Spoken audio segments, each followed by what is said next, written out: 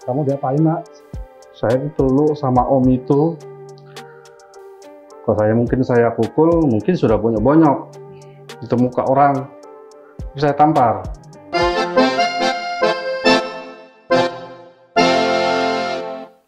Selamat datang di program Awan. Kali ini saya akan berbincang dengan seorang bapak yang sedang mencari keadilan untuk putrinya.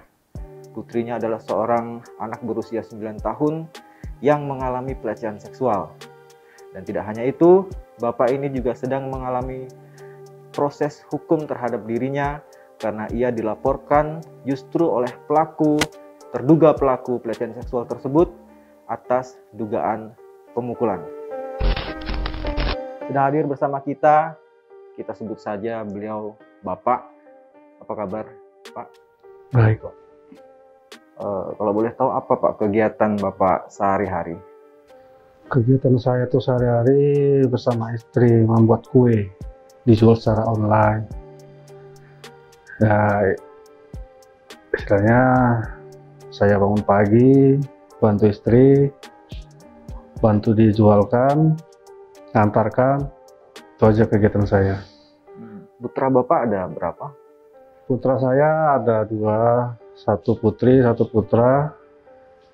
Yang pertama berusia 9 tahun, mau menjelang 10 tahun. Dan yang kedua putra 4 tahun menjelang 5 tahun. Kecil-kecil Pak ya? Si kecil. Ya, Bapak kalau boleh saya bertanya, ini mungkin saya tahu ini berat buat Bapak untuk menceritakannya lagi, tapi karena Bapak sudah hadir bersama kita di sini, kita ingin tahu Pak, kronologis cerita bagaimana putri Bapak itu mengalami perlakuan pelecehan seksual tersebut. Pertama-tama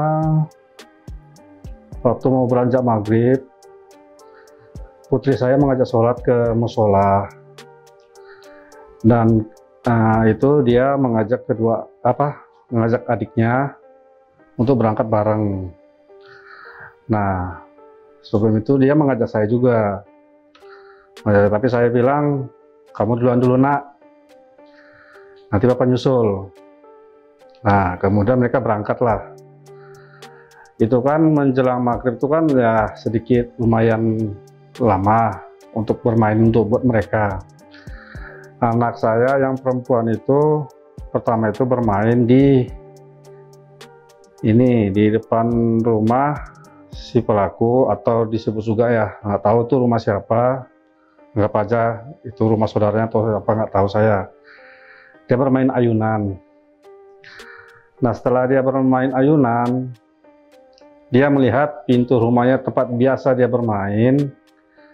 Ya kebetulan itu yang mempunyai rumah itu orangnya baik, sering memberi, makanya dia sering bermain di dalam situ. Nah, mungkin berpikiran anak saya, nggak masalah kok mungkin ya main di dalam, karena pikiran namanya anak-anak, siapa sih yang nggak suka main-main gitu, apalagi di dalam rumah. Sebelumnya itu juga pernah ya? Pernah main di dalam situ? Pernah. Oke. Ya istilahnya anak saya kan senang berenang, di dalam itu ada kolam renang. Oh. Nah, di situ dia sambil melihat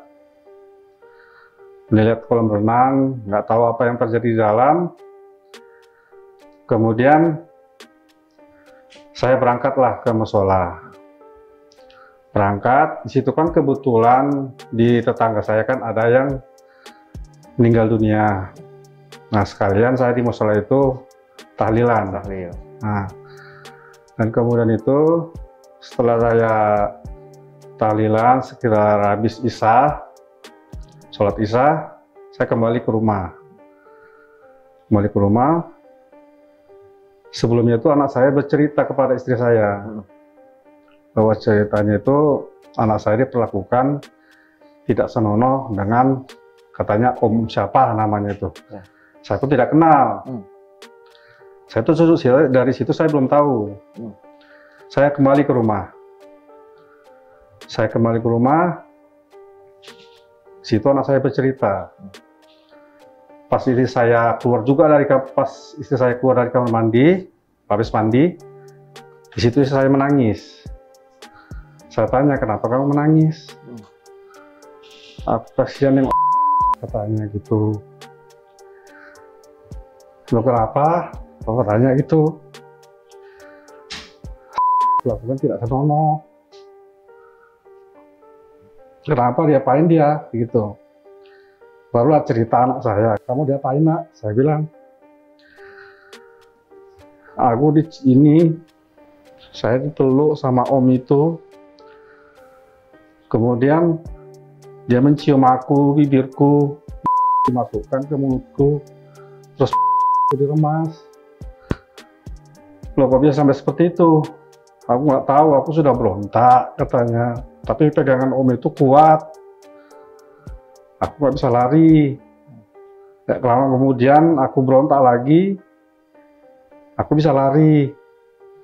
Dari situ kan saya tidak, istilahnya, ya hampir tidak percayalah.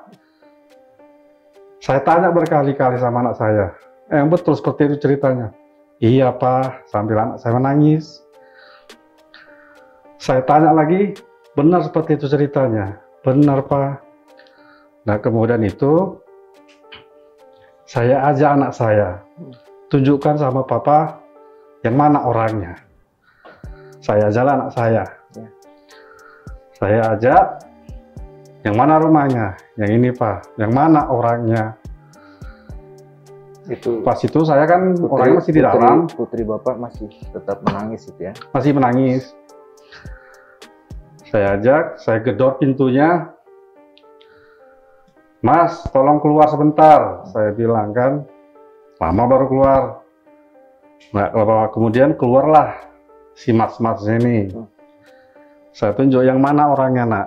Itu Pak. Mas, ini sebentar saya mau ngomong. Saya bilang. Dan Bapak memang tidak kenal orang itu ya? Saya tidak kenal sama sekali. Artinya dia bukan warga sekitar perumahan tempat Bapak tinggal dan tempat bukan rumah tempat kejadian ya? Bukan. Okay. Saya sih dengar infonya sih itu saudaranya yang punya rumah. Oke. Tapi saya tidak kenal. Yang punya rumah saya kenal, cuma pun kenalnya cuma kenal segitu-gitu aja. Ya. Nah kemudian saya tanya ke masnya, kamu apain anak saya? Dia tidak mengaku. Tidak mengaku. Saya kembali tanya pada anak saya, kamu diapain sama dia nak? Saya bilang, aku dicium bibirku, diremas kan ke mulutku katanya. Benar Mas, apa dibilang dia? Saya bilang gitu. Dia tidak mengaku. Saya tamparlah dia. Tetap saya tidak mengaku. Berkali-kali saya tanya lagi, tanya anak saya, ya, nggak mungkin anak saya ini bohong, ya. Saya mendidik dia ini dari kecil sampai sebesar ini tidak mau dia berbohong. Dan anak kecil tidak mungkin bohong. Saya bilang, dia bercerita apa adanya. Saya tanya sekali lagi ya, kalau kamu tidak ngaku, awas kamu, saya bilang. Dia bercerita lagi, iya benar, ini orangnya yang megang saya, yang cium saya, yang megang payudara saya. Saya tampar kembali. Jadi saking saya emosinya Mas, ya namanya naluri seorang bapak gitu ya. Ya tanpa saya sadari saya terpukul, saya pukul lah Mas itu. Nggak tahu berapa kali saya pukul. Saya pukul, saya tampar lah. Kalau saya pukul, mungkin sudah bonyok-bonyok. Itu muka orang. Saya tampar. Ya istilahnya, kalaupun dia bonyok mungkin istilahnya ya tidak mungkin dia tidak bisa bekerja atau apa ya mungkin ya. Tapi saya tampar. Itu masuk dalam hati saya ajak anak saya untuk menunjukkan orangnya supaya anak saya tuh psikisnya itu atau mentalnya itu tidak terlalu mengena. Ini loh nak, saya bela kau karena kamu diperbuat tidak senonoh gitu. Kayaknya dia bilang, terima kasih Papa, katanya begitu.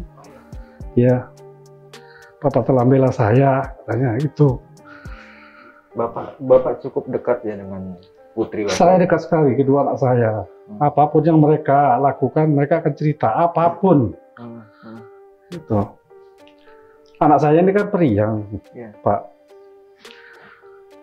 Ya istilahnya siapapun yang dekat sama dia, siapapun itu ya saya kenal misalnya, saya atau teman saya, oh itu Om, banyak kok orang tetangga-tetangga saya main sama dia, kerangkul dia, saya tidak marah, Ya. Ya. gitu loh. Ya. Banyak. Cuma ini kan lain kepelakuannya si pelaku ini gitu loh. Ya. Ya, saya di situ ya emosi, mukul dia, kemudian saya dilapor. Jadi Bapak dilapor atas dugaan penganiayaan. Penganiayaan, tersebut, ya. Bagaimana tanggapan istri, Pak? Kalau istri saya ya tidak bisa berkata apa lagi, cuma hanya bisa menangis saja, Pak. Dia bingung mau berbuat apa, dia mau berkata apa, dia bingung dengan masalah seperti ini gitu loh. Anak saya sudah dilecehkan, saya juga dilaporkan, bingung istri saya itu. Gitu loh. Saya pun juga bingung mau ngapain gitu loh. Saya cuma pasrah aja. Ya, seandainya pun saya masuk ya silahkanlah. Yang penting anak saya tahu ada yang bela dia gitu loh. Ini loh ayahmu, ini loh papamu bisa membela kamu gitu loh. Ya, saya dengar Pak, sejauh ini proses hukum terhadap kasus pencabulannya masih jalan di tempat. Sementara informasi yang saya dapat juga Bapak besok sudah dipanggil oleh penyidik untuk urusan dugaan penganiayaannya. Padahal laporan ke polisi ini lebih dulu pencabulannya daripada kasus penganiayaan. Tetapi yang direspons atau yang mendapat follow up terlebih dahulu adalah kasus penganiayaannya. Itu loh yang saya sedikit kecewa, ya bukan sedikit lagi, mungkin makin banyak lah. Istilahnya di mana sih keadilan saya ini? Kalau saya misalnya, silakanlah saya di penjara seumur hidup pun saya berani. Asal kembalikan sih ke anak saya gitu loh. Masa anak saya yang jadi korban, yang psikisnya akan dihadapinya seumur hidup. Timbang saya yang hanya memukul atau nampar saja, itu yang diproses. Itu saya kecewa, Pak, gitu. Saya bingung juga seperti itu. Letak keadilan itu di mana gitu loh. Kalau boleh tahu gimana Pak kondisi psikis putri Bapak saat ini setelah kejadian itu? Sebelumnya kan dia seorang yang sangat periang gitu ya. Untuk saat ini saya membantu dia untuk mengembalikan semangatnya dia lagi, Pak. Tetapi memang masih ada trauma di dalam diri dia. Sering kali dia kan sering mengaji setiap hari. Istilahnya habis maghrib dia harus mengaji. Itu saran saya, kamu harus mengaji. Nah dari situ saya suruh kembali, saya tidak berani. Dia mau tapi akan saya dampingin. Saya kan tidak bisa selalu mendampingin gitu loh, Pak. Hanya untuk mengaji dia minta Bapak untuk mendampingi. Iya. Dia minta didampingin. Bagaimana dengan aktivitas lain, Pak? Mungkin bermain dengan teman. Kalau bermain, dia tetap bermain, tapi hanya di seputaran lingkungan ya rumah saya itu aja lah, depan rumah, samping ya situ aja main. Bahkan ya udahlah sana main, nak, nggak mau nanti ada om itu lagi, seperti itu. Masih ketakutannya masih sangat besar ya? Ya masih, cuma sama kalau orang-orang yang mungkin dia kenal, mungkin dia tidak takut, ya paling ya dekat seperti biasanya. Cuma dia ya takut nanti ketemu om itu lagi, gitu loh. Itu aja yang dibilang sama dia, dibilang dia ke saya. Saya sering kali, saya kan tidak mau, kamu harus bisa ngaji, nak, ngajilah, gitu loh. Tapi harus Bapak temanin. Bapak nggak bisa nemenin terus, nak. Kalau sekali dua kali bisa Bapak temenin, tapi kalau nggak bisa seterusnya, nggak mau lah. Biar aku ngaji sama Papa saja. Nah seperti itu. Kalau sekolah online, Pak ya? Online dia. Yang jelas kalau misalnya dia pun masuk sekolah, pasti akan saya dampingin terus. Kalau nggak saya, ibunya. Gitu. Apa cita-cita dia, Pak? Pernah cerita nggak ke Bapak? Ya kalau cita-cita sih, namanya anak-anak ya. Tapi yang jelas, dia sering ya aku pingin belikan ayah rumah, sama papa rumah, gitu katanya. Ya baguslah, nak, dia bilang gitu.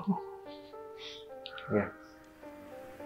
Bapak ini terakhir, seandainya saya ini adalah aparat, petugas kepolisian, apa yang ingin Bapak sampaikan? Kalau buat saya, Pak, saya kan orang nggak punya, Pak. Ya, apa sih saya yang bisa berikan kepada Bapak gitu loh. Saya ini cuma pingin keadilan saja, Pak. Tolonglah, Pak. Ya, aku ini kan, saya ini orang sekecil-kecilnya lah, Pak. Saya pun apapun tidak bisa, Pak. Hanya mengharapkan bantuan dari teman-teman, tetangga, yang mau belas kasihan sama saya. Ya ibaratnya lah, seandainya itu terjadi kepada putri Bapak, apa sih yang Bapak lakukan? Apa sih perasaan Bapak?